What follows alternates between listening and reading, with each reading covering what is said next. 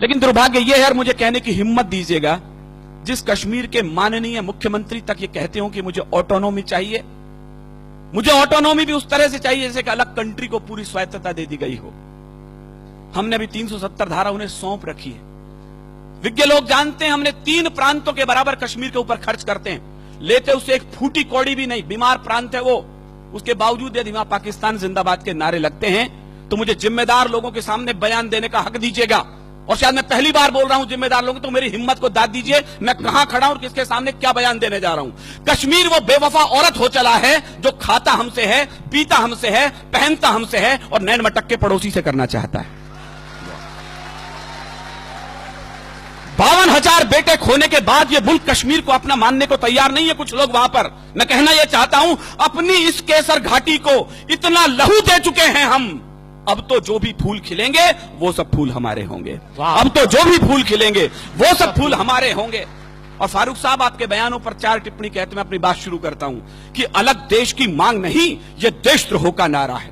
और कहीं कविता हो, भुवन जी जैसे बड़े भाई मेरे यहां बैठे, मैं आप तक पहुंचाता हूं। अलग देश की मांग नहीं, यह देशद्रोह का नारा है।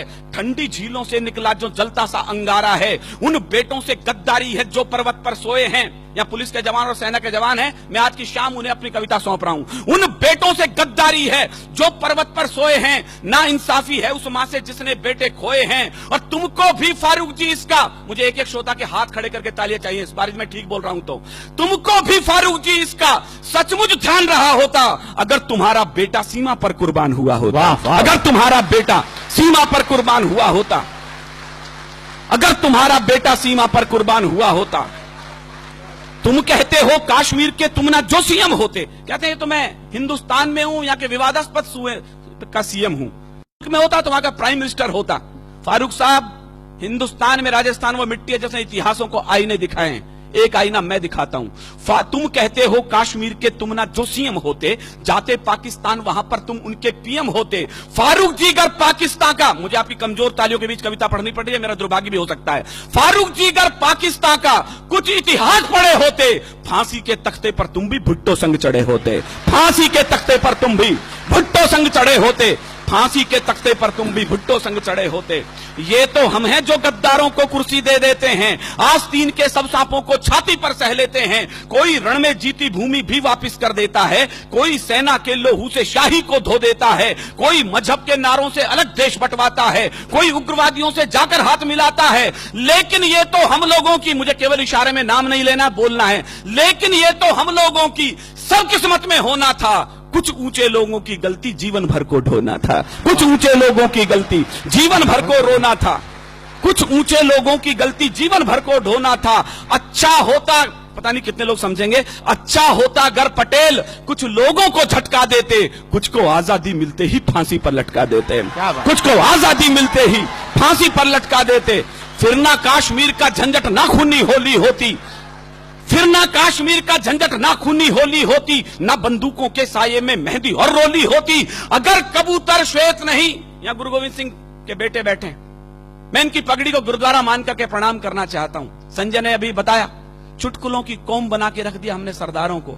माफ करें साहब, ये बलिदानों की सबसे बड़ी कौम थी। हमारे बड़े कवि बताते हैं 123 ऑथेंटिक फांसी हुई है पहले स्वाधीनता संग्राम में।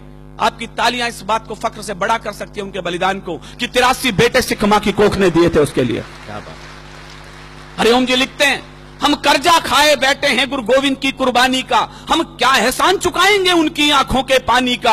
हम उनकी गणना करते हैं आजादी के आधारों में, जिनके आगे जिनके 2-2 बेटे चिन गए दीवारों में, जिनके आगे जिनके 2-2 बेटे चिन गए दीवारों में। चापेकर बंधुओं के अलावा केवल दूसरा बलिदान गुरु गोविंद सिंह के परिवार से आता है। 4 बेटे थे, चारों के चारों युद्ध में और चमकौर के युद्ध में बलिदान हुए। 2 बेटे सरहिंद की दीवार में चिनवा दिए, 2 बेटे चमकौर के युद्ध में बलिदान हुए। रणक्षेत्र से दोनों बेटे आए मां के पास, मां प्यास लगी है। मां ने कहा शर्म नहीं आती रणक्षेत्र में खड़े हो, शत्रु के लहू से प्यास क्यों नहीं बुझा लेते। क्या बात। दोनों के दोनों बेटे बलिदान हो गए। मां की आंखों से आंसू आने लगे तो गुरु के पास गई, 4 बेटे थे, चारों तो बलिदान हो गए, अब क्या करूं इस खाली कोख का।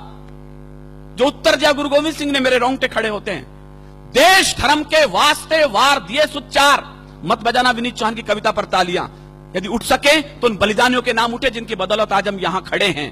देश धर्म के वास्ते वार दिए सुत चार, अरे चार मरे तो क्या हुआ, ये जीवित कई हजार। वाह वाह, चार मरे तो क्या हुआ, ये जीवित भाई, कई क्या बात है विनीत हजार। भाई, चार वाह, मरे वाह। तो क्या हुआ, ये जीवित कई हजार। वाह। अगर कबूतर श्वेत नहीं, मेरे इशारे की भाषा, मेरी मजबूरी देखिए मुझे किन लोगों के सामने क्या बोलना है और अपनी बात भी कहनी है।